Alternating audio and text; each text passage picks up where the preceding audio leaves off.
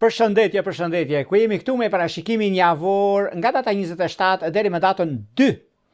nëntor të 2025.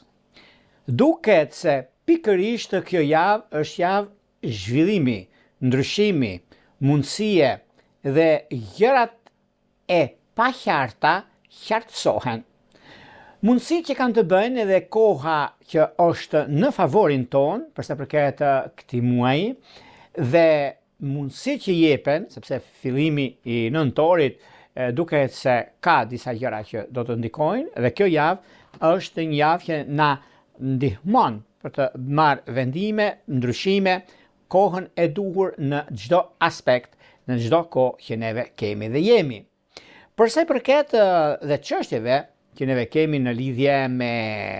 ndryshimet e punës sonë, për disa gjëra mund mos ta pëlqej, por kjo nuk do të thotë se nuk është realizueshme ose kemi pasur probleme të tipit nëse neve duam të nisim diçka dhe nuk e nisim dot, ose e kemi nisur na ke ngel në mes për arsye ekonomike, ose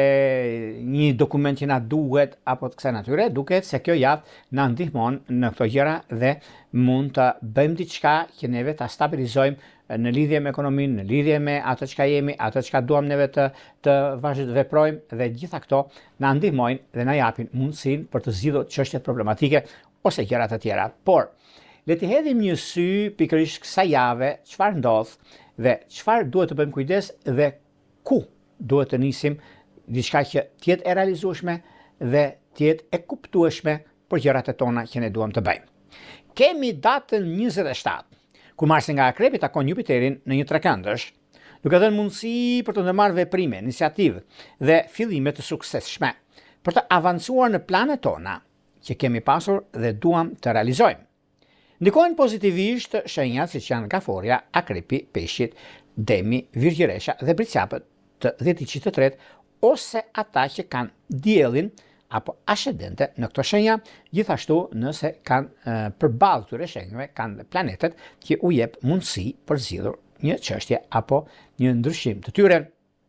Kemi datën 28, ku data 28